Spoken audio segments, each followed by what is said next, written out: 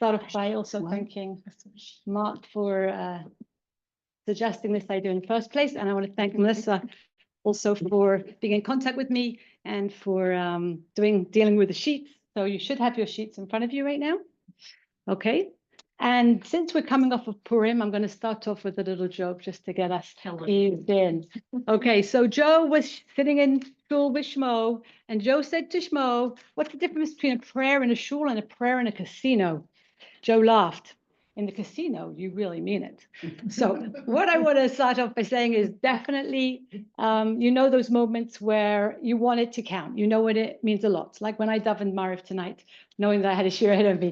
You want it to be that when you make that tefillah, that it actually counts. And right now, truthfully, we are in a period of time where I think we all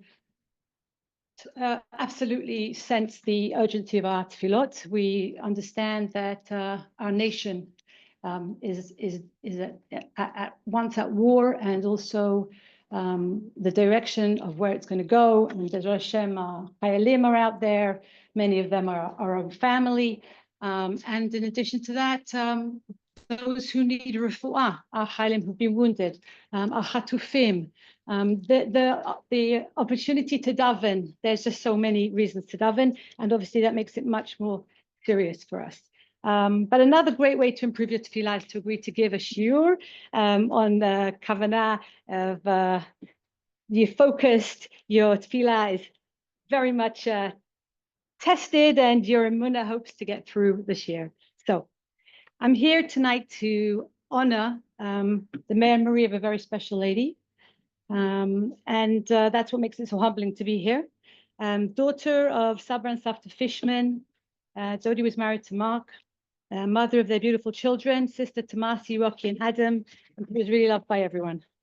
Dodi and Mark hosted Sheva Brachot for our son Shivi when he married Adam and Cheryl's daughter Shira, and also hosted in their garden our niece's Shira's wedding, which was a Corona wedding.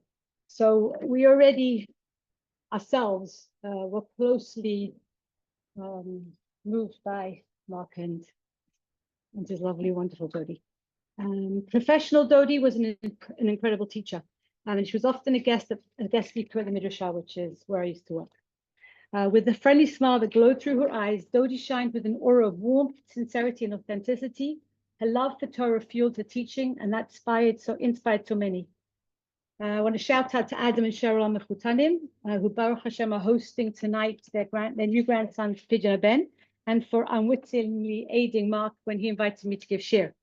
One night, not so long ago, Adam played music for a small crowd and shared how he was motivated to play because Dodi Zal had told him that he should share his love of music and never hesitate to play publicly. There were stronger words that she said to him, but that's for siblings. Dodi's advice was, don't let the opportunity pass you by. And it was spot on. And you should not miss an opportunity to hear Adam play. So Adam, if you're listening, that's for you. Cover the camera. When Mark approached me about giving this shir, I honestly hesitated, but I was reminded of Dodi's advice. Such a fitting opportunity to honor Dodi's memory through sharing Torah. So I want to thank you for Holzot. Our topic is Emunah and Tefillah. I like to remind myself that Tefillah is an opportunity every day to engage in dialogue with Hashem. Just as a phone needs to be charged regularly so that it can function, I look at davening as a spiritual boost to give clarity to the day. Besides the regular sources and the Midrashim, I'm drawn to Midrash Nagadah, and I've chosen in the source sheets ahead of you, you'll see that I've chosen texts that speak about Tefillah. The messages retain their relevance today, demonstrating different roles of Tefillah. And that's one thing I want to say, that the more I learn Midrash Nagadah, I feel that, we can call them stories, we can call them parables, we can call them wise sayings, we can call them a lot of things. What I would like to say is that they are friends that walk you through life. The Midrashim, the Agadot, the messages are dressed in a story. A story is a wonderful way to pass the message down from generation to generation. And so when I'm in different situations, it's very easy for me to recall a story, which is based off of a pasuk, if it's a midrash, or if it's just Maseh Chachamim, so then we call it Agadah. And those stories are so strong, they're so powerful. The messages are so simple, but so deep.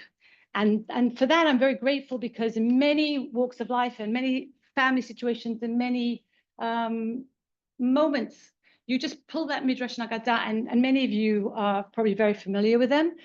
Just to quote that little one about when we were kids in Gan, and that story about Moshe Rabbeinu and the hand that stretched out to pull, right? And I see nodding heads here because it's a story that we all remember. We heard it in Gan, and it walks with us through life. And what does it really mean? It really probably means that Moshe Rabbeinu was so special that history and destiny all came together at once when Batya reached out, the daughter of Pharaoh, and reached out to pull Moshe, who was going to change the history of the Jewish people. So we see that it's a very special genre, and I'm going to read you what Bialik says.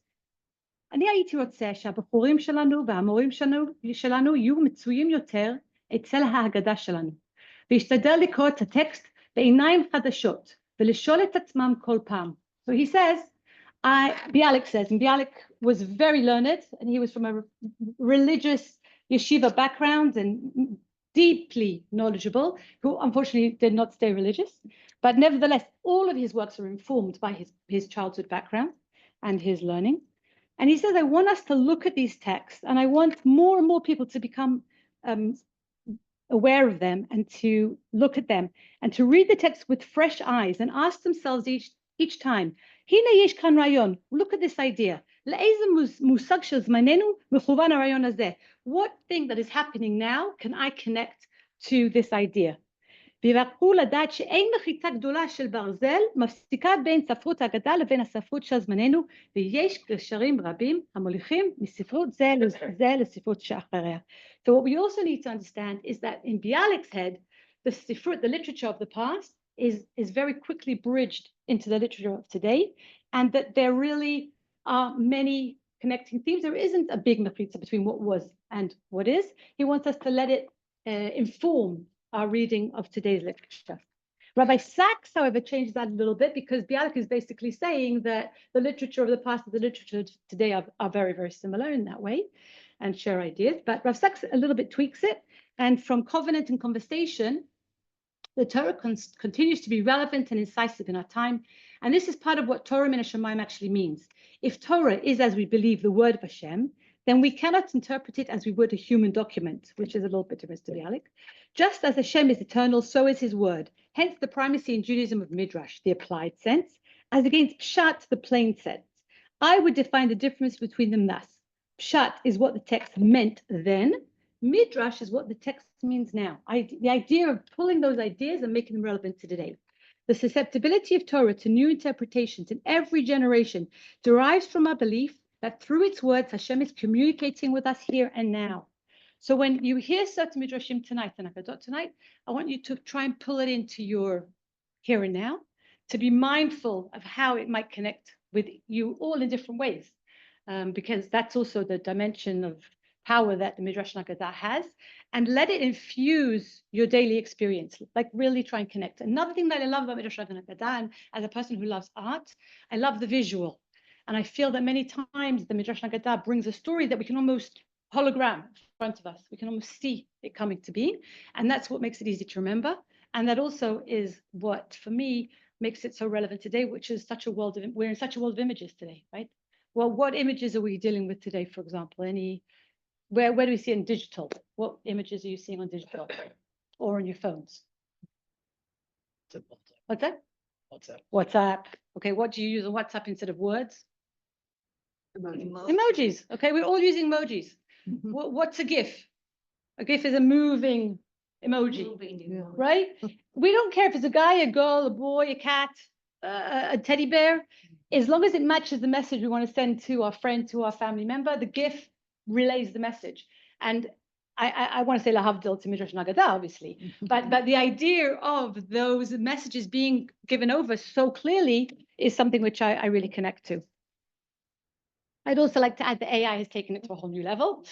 And right, and you just feed in a few words to AI and you ask for an image and it pops up a completely incredible picture. And you can say in Simpson, or you can say according to Monet, or you can say Van Gogh, and each time it will change that image. So it's an incredible tool and it just has to be used well. Today it's used in education and therapy. So just to show you how many ways AI is being used and how it impacts our brain. Our brain is a living, absorbing muscle that has neurons and neurotransmitters connecting all the different messages up. Our minds can imagine situations, even if we're not in the situation. So, for example, God forbid, post-trauma, I just smell something, I hear something, and I'm thrown back into an experience that I'm not in right now. Okay, and we want to help the people who experience post-trauma let go of that, support them. But the opposite is that it means that our brains at the same time are absorbing all the messages of the Chagim, all the messages of our learning, of Torah that we learn. And over time, we have this mamash collective memory as Jews, which are positive and mechazek. Okay. Let's look at the last page on the packet you have in front of you. So the last page is actually a set of cards that I have. It's called Family, and this is what it looks like. Okay, I wanted to go straight into images. That's correct. And if you could look at each one of them and decide which one for you is perhaps how you feel about tefillah. Okay, so we have 1 to 6. I'll give you 2 seconds, and you can talk to the person next to you, beside you, in front of you, behind you. See if there's something there that speaks to you about tefillah. What's that? I didn't get the word. If you could think about which picture best reflects your relationship with tefillah, how you connect to tefillah, how praying, How I connect to whom? to prayer, to your tefillah. Okay. Okay. Okay, I'm sorry. that's okay. Go for it. No problem. So you can see there's 6 different images. You can see there's a mizgeret, there's a structure on the outside, and then there's an image in the middle. None of them are absolutely right or wrong. It's what you pull out. So is there anything there that would perhaps connect, who would like to share? The Zoom people can answer too, by the way. What's that? I said the Zoom Oh, people sure. can answer too. Zoom, if hello, you'd like. hello, Zoom people. I didn't realize you were there. We Okay, got the Zoom people on the room. nice to meet you, Zoom people. So Zoom people, it's just for you to see. I will hold have it in it, front of I you. have Oh, you have it there? Sure. Beautiful. Okay. Each one of them can, absolutely, absolutely. So go for it. Which one would you like to share? Yes, 4. Okay. Yeah. Number 4 is the ladder, the classic ladder. Go for it. Explain to us what you mean. Tefillah brings us up to God. Amazing. Just repeat that because The mifkash brings us up. No, the ladder brings us to a mifkash with a Kosh Baruch Hu, right? The ladder connects us from the ground to Shemayim. Is that what you're saying? Yeah. Okay. Anyone else? Yeah. Go ahead. I have a problem with all of them Oh, because good. they're two-dimensional. Right. And I think in prayer, in relation with Hashem, it's multi-dimensional. Beautiful. Thank you. And I know that you can't on a sheet of paper make them multi-dimensional. Correct. But I think you were trying to in some of them. Excellent. Thank you for that. That's a good point. It's a multi-dimensional experience which changes with every situation we're in, really, depending on what type of tefillah it is as well. The time of day, the time of year. Nachon, the life experience that we're going through. Right, 100%. Thank you. This lovely lady in the red jacket, who just happens for Zoom to be my mother-in-law. I think the electrocardiogram speaks to me. At my age. So number 3, the electrocardiogram speaks to my mother-in-law. What type of prayer would that be? From your heart. From the heart. Oh, beautiful. That was a good one. That was a true mother-in-law joke. A good one. From the heart. Anybody else? Anyone else wants to share? Yeah. I like number 1. Number 1. What does Okay. number 1 say to you? Knocking on the door to Mama. open up the connection. Legamri. Knocking on the doors of heaven. Outside. Outside the box. Smashing it. Smashing it. Mamash. And I'd go back to what my mother-in-law was saying. So she was adding, as I really cut her off, the ups and downs of life as well, right? The ups and downs. Anybody else would like to share? I have a very special friend who was in high school with me at the back there. That's Dina. Dina is not sharing. Jude, you want to say? What is number 2? Anyone got an idea for what number 2 could be? 2 is the black box hole. inside the mizgeret, inside the structure. Concentration completely. Complete focus, complete concentration, the tefillah filling up the walls. Maybe sometimes your tefillah comes from a place of darkness. Oh, Maybe the tefillah comes from a place of darkness, and that's unfortunately can happen to all of us at any given time, and then we turn to tefillah in a whole new way. Yeah, mamash. It definitely informs our tefillah. So thank you for that, and I think that keeping that in mind now that we have those images in our head, and each one shows their own. Now we're going to go to the sources, and we're going to look at Talmud Bavli Brachot Daf Lamed Aleph Amud Aleph, which is source number 1. This is actually a midrash halacha, which means that while I was speaking about agadot and midrashim, which are the images, this is when we learn the halacha from a pasuk.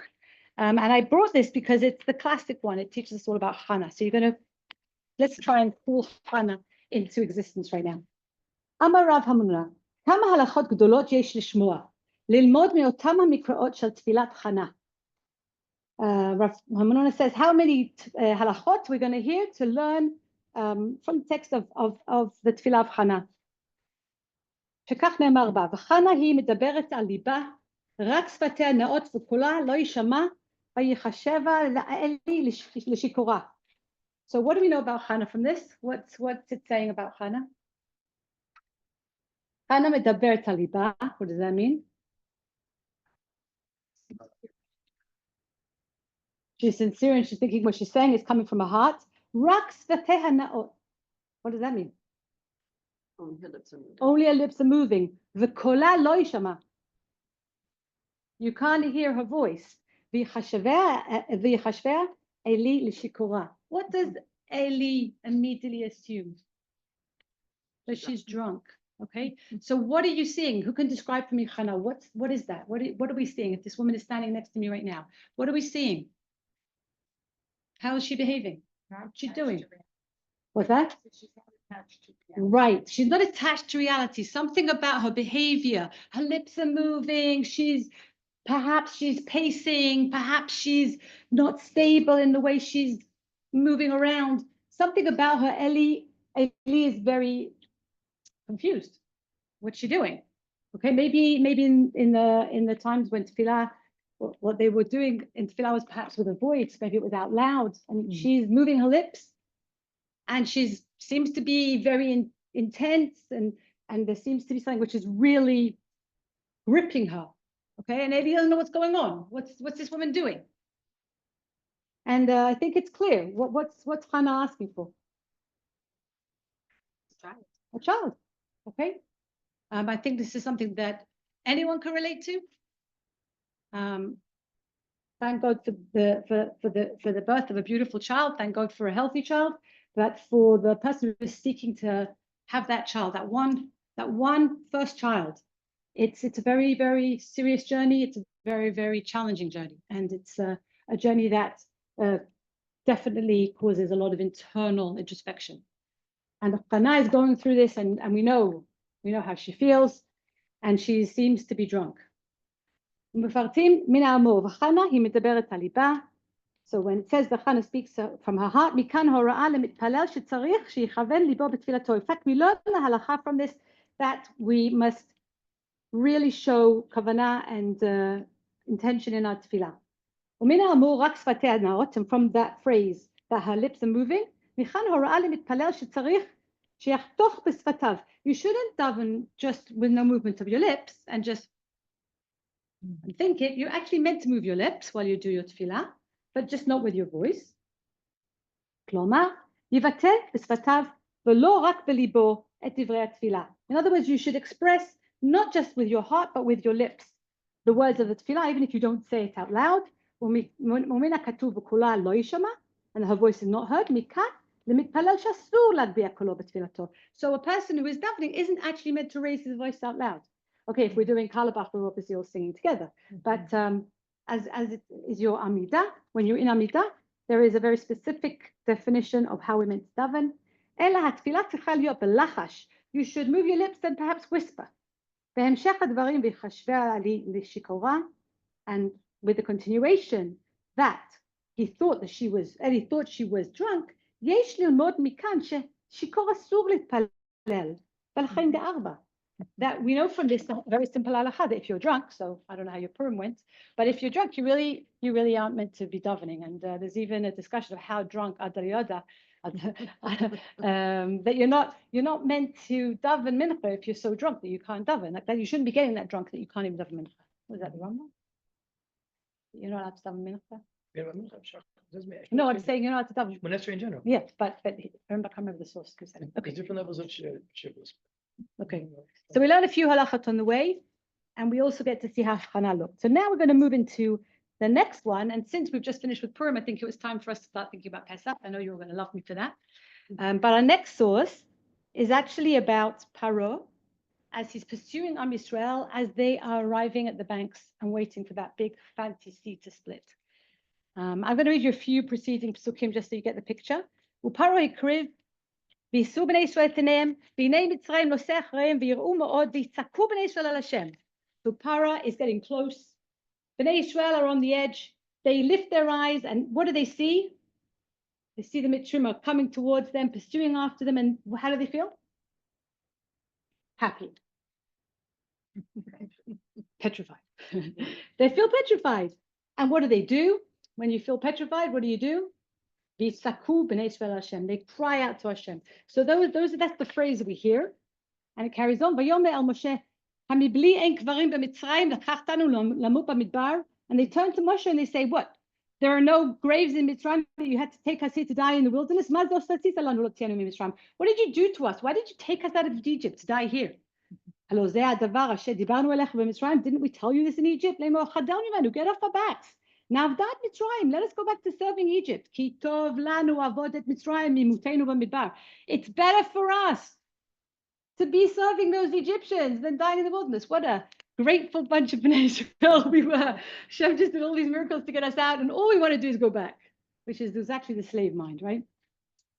And Moshe says to the people, Al tira'u, hityatzvu. Moshe says to the people, relax, calm down. And see the salvation of Hashem.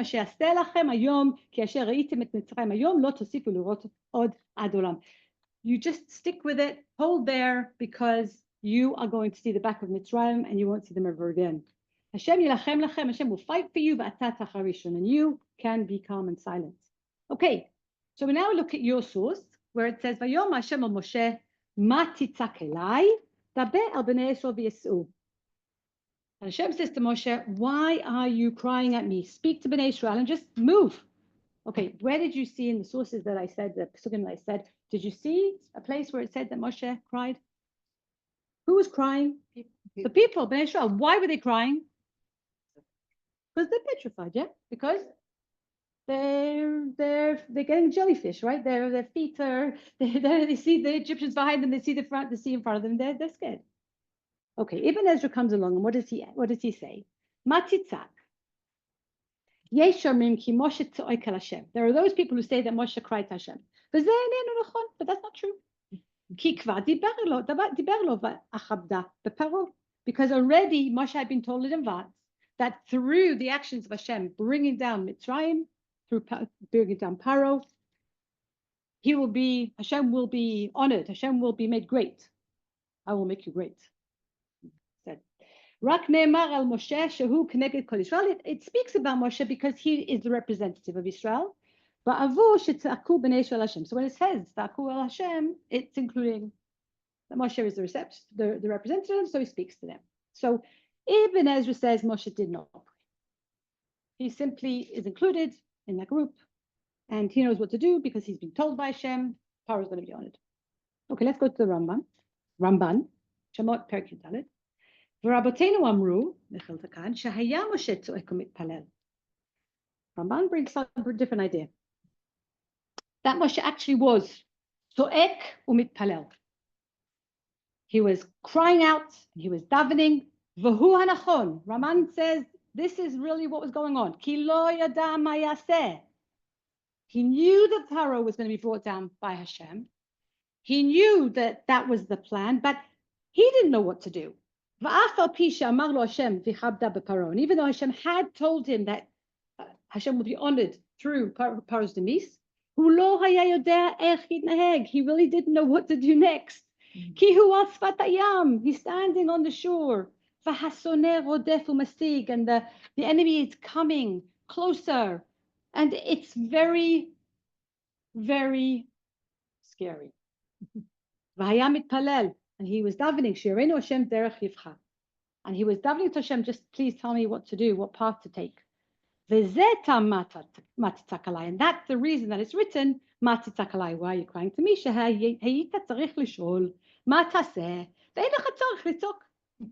You should have known to ask what to do. There's no need to cry or scream out. That sounds like a very good piece of modern day parenting, right?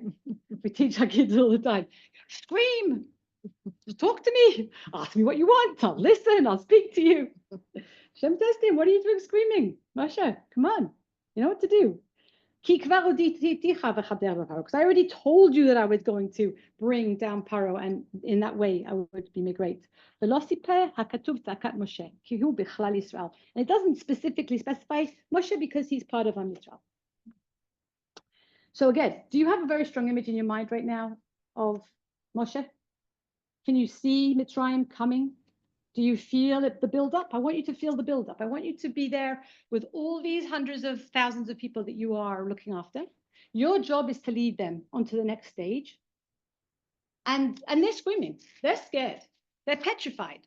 And you really, you know something's going to work out. You just don't know how or what. So maybe Moshe is also somewhat scared or worried.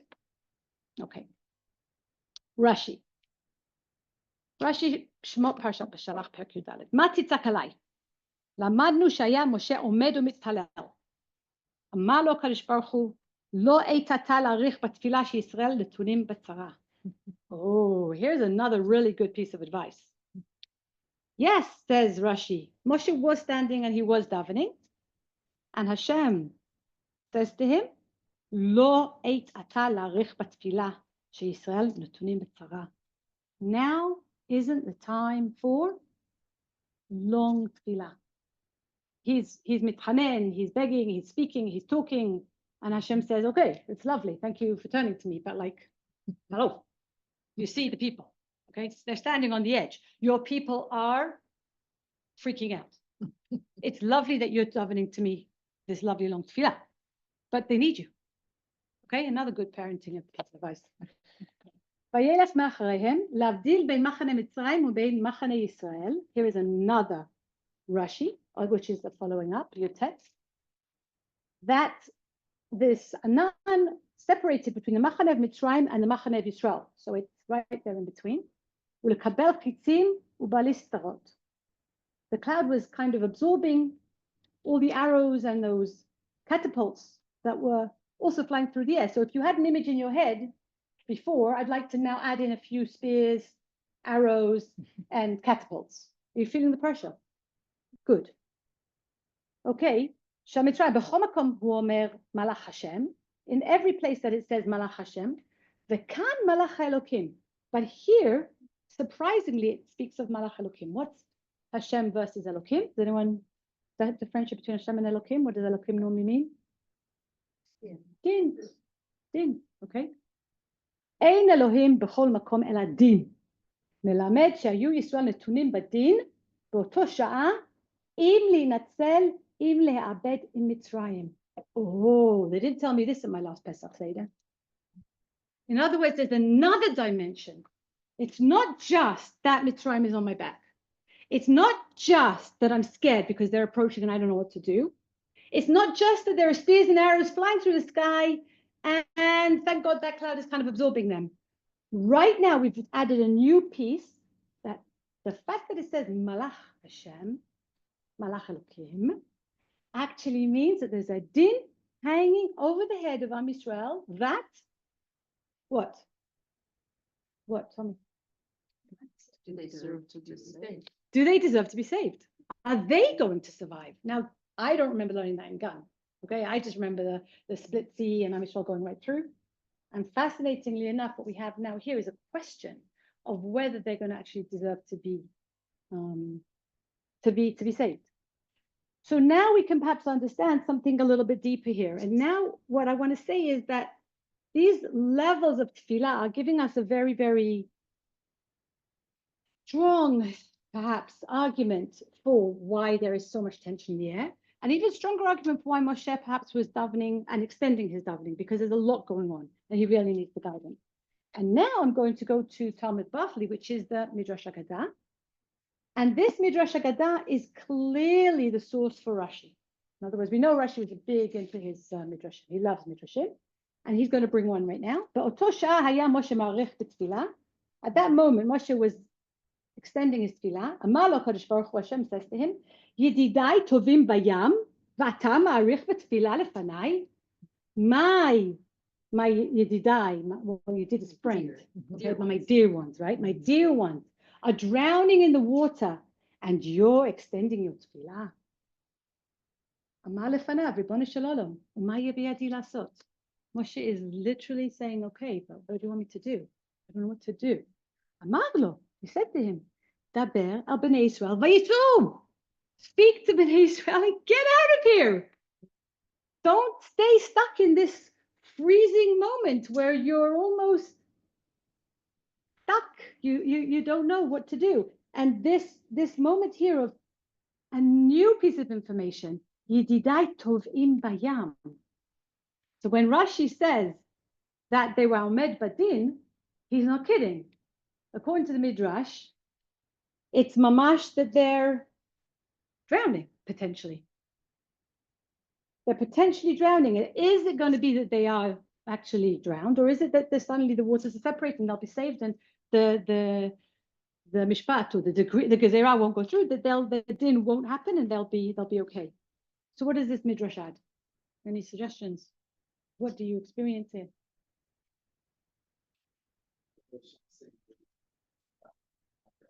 Oh, I paid him. Yeah. Difference between because Hannah is alone. He is her Right. And here, Moshe is the Mahik, that he was already given a Tafkid. He has to go and yell. He has to go in Yalla. Exactly. Opposed to Hannah, who has to interact with the Kadosh Baruch Hu and pray for a miracle. That's, I think, the difference between Israel and Mamash. Okay, so we have exactly that beautifully. Thank you, Mark. That the Chana is her individual prayer, her plea to Hashem for having a child, that connection between her and Hashem, davening for this miracle to happen.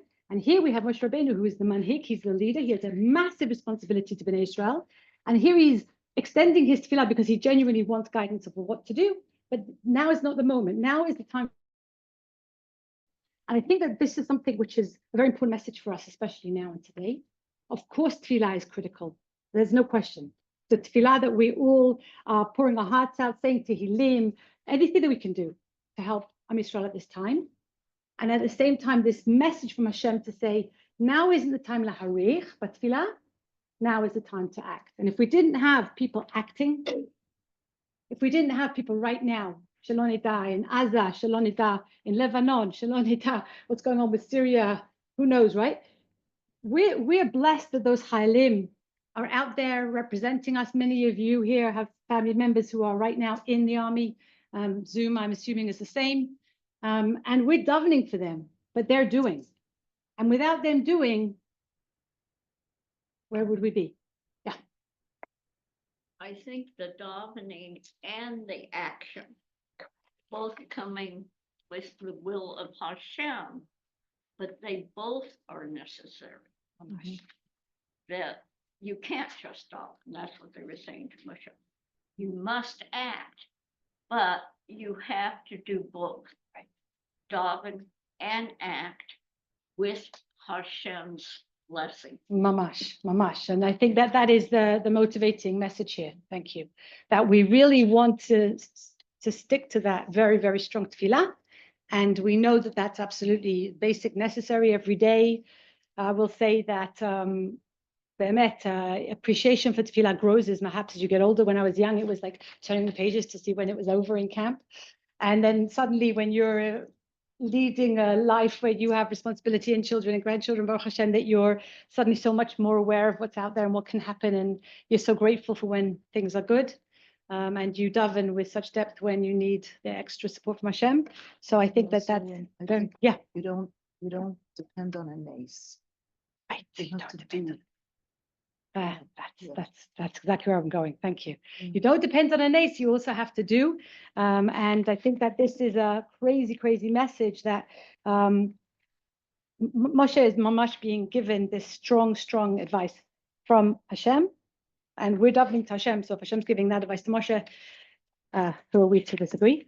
And I would like to add that the Maharal then adds more, an even more complicated idea. The Maharal adds to where she says that idea of Moshe being engaged in Tefillah with Hashem was one of the factors that was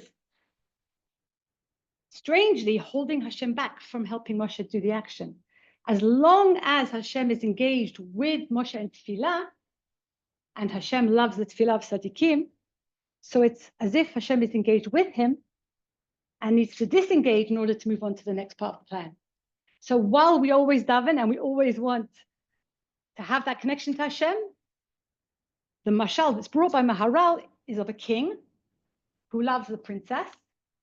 And when there's misfortune, the princess davens to the king and says, help me, help me, help me. And the king is always so happy that the princess turns to him. So the king is engaged with that prayer, engaged with the princess. And sometimes even we could say, this is what's such a complicated idea, maybe brings misfortune sometimes, encouraging the princess to turn to the king. And through that prayer, then Hashem can help. So I'll leave that because it's a bit of a complicated suggestion that I've just put out there.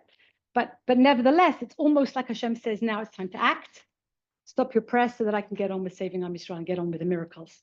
And I want to say as well that we know that when you're in a situation where there's a real threat, an actual threat in the room, there's three ways that we can respond: fight, flight, and freeze. And we don't want to freeze right now. Right now, Hashem says, let's act. Time to move. Okay. Last week, I was at the Kotel, made it to the front row, and next to me were all these women. And they were all very intensely davening. It was very beautiful. I often am very moved by the women who are there and crying, and it always moves me even more. And then I see a woman filming herself as she puts takim into the wall. She's putting in her, so it was very important to her. And you turn around, you see there's a lot of tourists who come, especially, just to put the takim into the kotel. And I always wondered to myself, what do they think what do they think they're doing? You know, like you put that little petek in the wall, and now magically Hashem just answers your prayer. But it's beautiful. There's a tmimut, there's an innocence that if I put my message in the kotel, Hashem is listening. And just so you should know that there's a midrash that says that the Shekhinah never leaves the wall.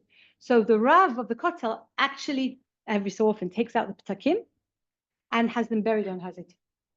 So it's even though it seems like this very innocent, sweet thing, at the same time, there's also actual tokef, shall we say, something to it.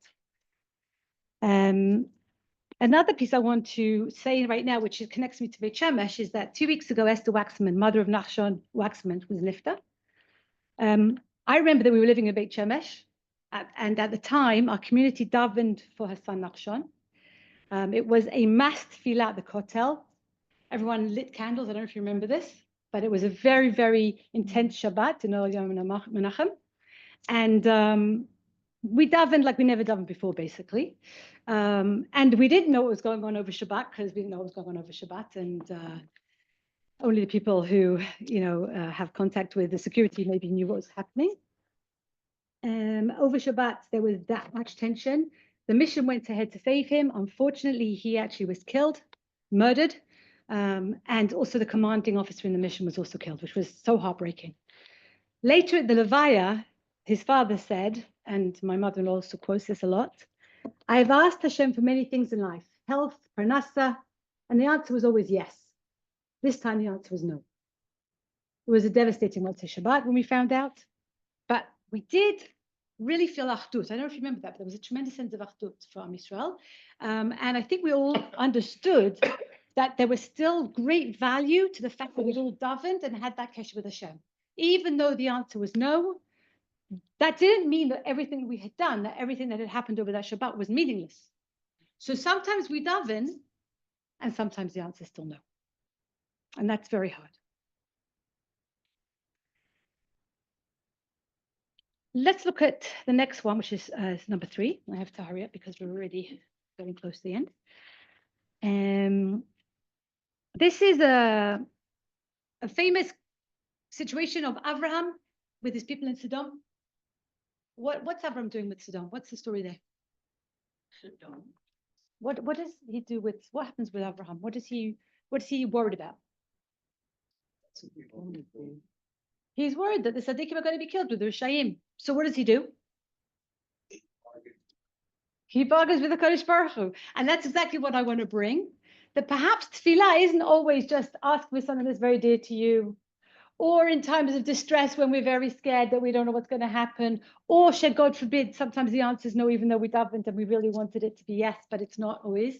Sometimes we're also bargaining, challenging, screaming, demanding, and there's a place for that. We know that the Rebbes used to scream Hashem, right? We know that they challenged Hashem, and here we see אמר רבי אחא נשבעת ואמרת שאין אתה מביא מבול לעולם. You said you weren't going to bring a flood to the world. ומה אתה מערים את השבועה? And why are you cheating on your oath? את מה? מבול של מים אין אתה מביא. You don't bring a flood of water. מבול אש אתה מביא. But fire is okay. אם כן, לא יצאת ידי התשובה. Maybe you didn't keep your oath because that doesn't really work. You said you were going to bring water. You weren't going to destroy, so why? Because you're doing it through fire, it's okay suddenly. Amar Rabbi Levi, Hashofet kol haaretz lo yaseh mishpat. And this is the quote from the Pasuk.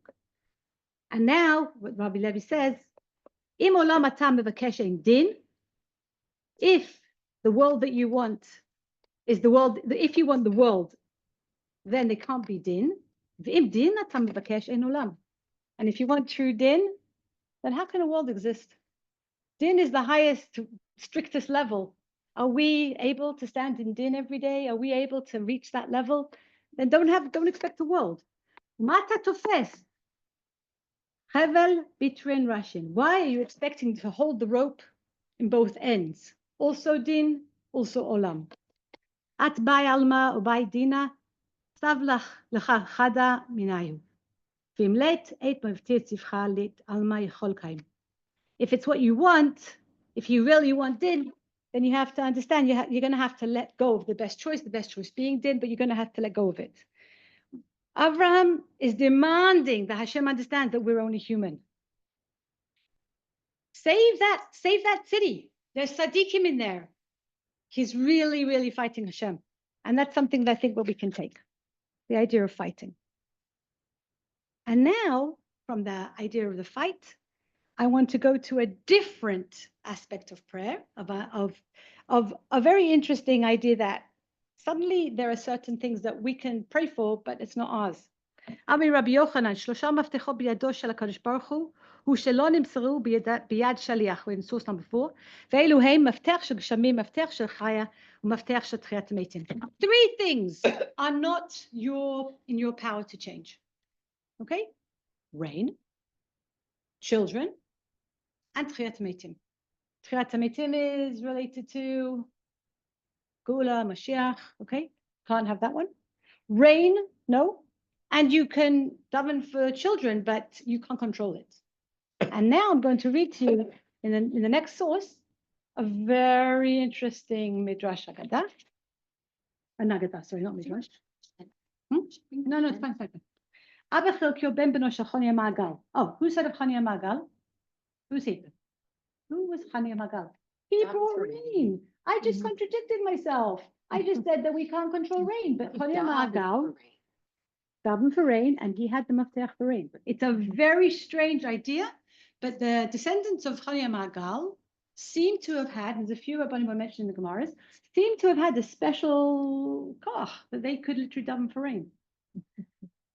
So, Abba Chilkia ben beno shel Chania Magal. So here is his grandson.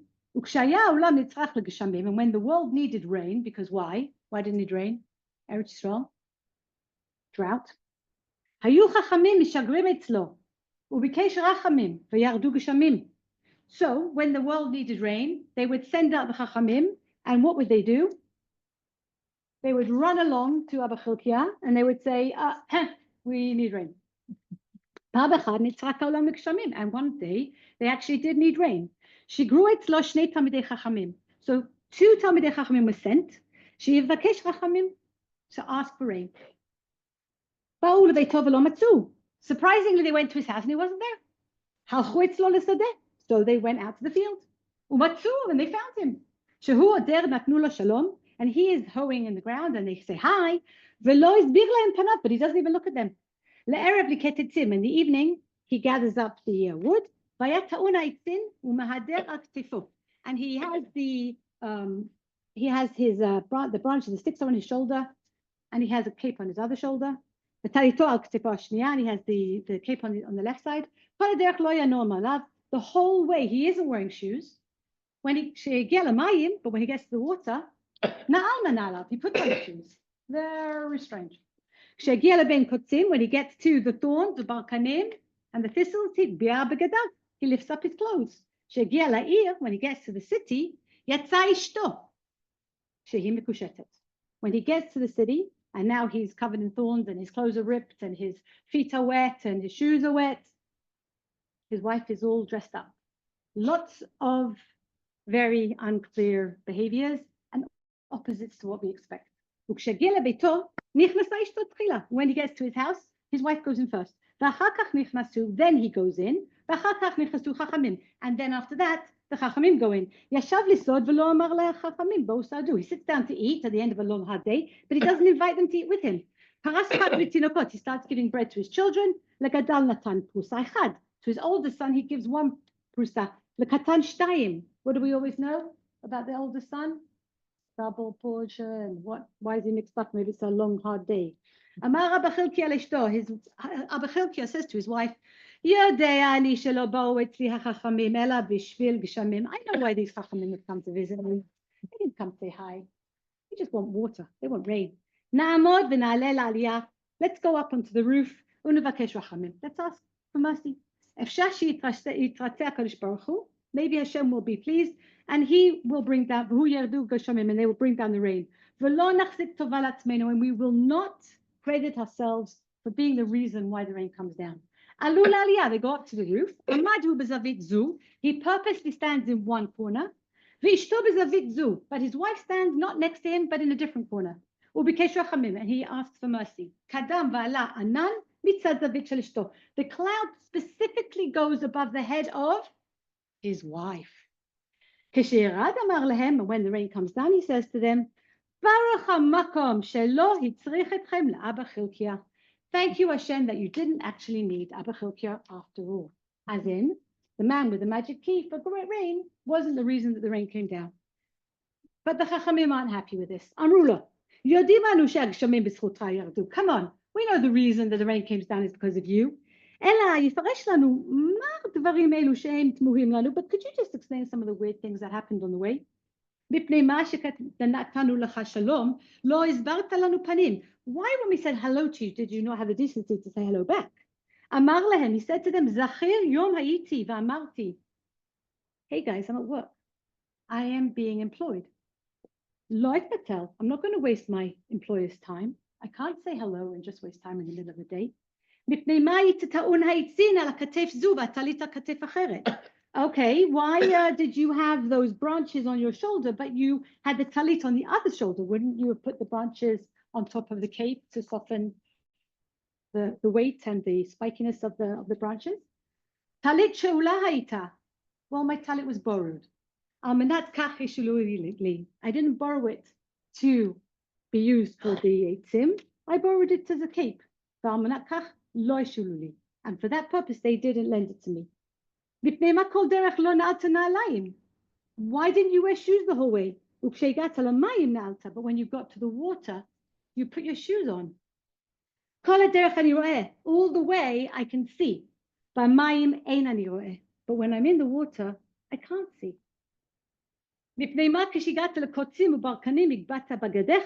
Why did you lift up your clothes, specifically when you were walking through the thorns and the thistles. Because my body will survive and heal, but if my clothes are ripped, they're ripped forever unless someone fixes them. Why, when you got to the city, did your wife come out decorated? So that I would only look at her. I should only be focused on my wife. Why did your wife go in first? And you went in after. And only after that did we get invited to go in. I don't know you. I know why you wanted to come, but I don't know who you are. I don't know enough about you. And when you sat down to eat, why didn't you ask us to join? Because I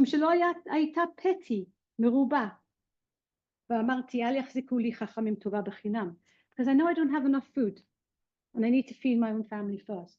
And I don't want to feed the Chachamim just to get a good looking name. Ki'ilu, make a good impression. Why did you give your older child one while your second child the smaller one got two? Because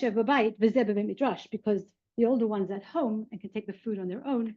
The second one is in the Beit Midrash and had to wait till he came home to eat. Why did the cloud go over your wife's angle? And then only after went to your angle. Because my wife is found in the house and she because she is immediately able to give tzedakah. She's immediately able to feed the poor person, and the poor person immediately is relieved, is cared for. I can give money to a poor person, but till that money turns into food, it takes time. We said that already? Okay. And the last thing it says is the woman also had davened for biryonim shahayu b'shchuna. She davened for the rough crowd who were in their neighborhood, and he had davened that they should die. If you've got some nasty guys in the crowd, get rid of them. The neighborhood looks much better without the thugs. And she says no. She says, daven for them that they should just chazeh b'tshuva. This is a crazy, crazy midrash. I love it. It's one of my favorites. And I want to say that I think that this Agadah is coming to speak to us about times of crisis. When we don't know what's going to happen, we have to take much more precautious actions. We have to be careful. We can't see, so put protective shoes on you. If you don't know if you're going to have a way to repair your clothing, you have to look after it. If you don't know that your family isn't first, then you're confused. If you don't know who the strangers you're inviting in your house are, don't let them come in immediately after your wife. We have to know in situations which are difficult, demanding, scary, even right now, what we're going through, to sometimes take this advice. And I think that Abba Chilkiah is saying, don't give me the credit. You knew to come to my house to search me out. Abba Chilkiah lived at a time as a grandson of Choni Ma'agal, where the Beit Mikdash had probably been just destroyed, which means when there was a drought in Am Yisrael, they were very scared. They didn't know what to do. They didn't have a Beit Mikdash to go to anymore. So what did they do instead? They turned to the magic man. Let him solve our problems. We need rain. We don't have a Beit Mikdash. Let's go speak to him. He'll solve it. And Abba Chilkiah doesn't give Musa. He gives role modeling. What do you do when things get tough? Think, act, be careful, take precautions. Don't just rush out. What did the Talmidei Chachamim do? Shortcut, easy. Let's just go to ask Abba Chilkiah. He'll solve it for us. We don't have to work. We don't have to do anything. Abba Chilkiah says, daven, go up to the roof. And whose prayers are answered? The wife. Because what did she do? She was helping all the other people. She was helping all the other people. So Talmidei Chachamim, if you want the rain to come down, where should you be? At my house? Helping other people. Helping other people, getting out there, doing good deeds, making a difference. coming to my house and asking me to rain? Seriously? So already Abba Chalkia is one of my favorite guys. Okay, now going straight into the next one because I have 2 minutes left and we're going to finish. The next one is a very famous one about Rabbi Meir and Bruria, which I'm just going to say it ahead of time. Bruria, the wife, hears that Rabbi Meir is super frustrated by the Biryonim, the thugs in the neighborhood.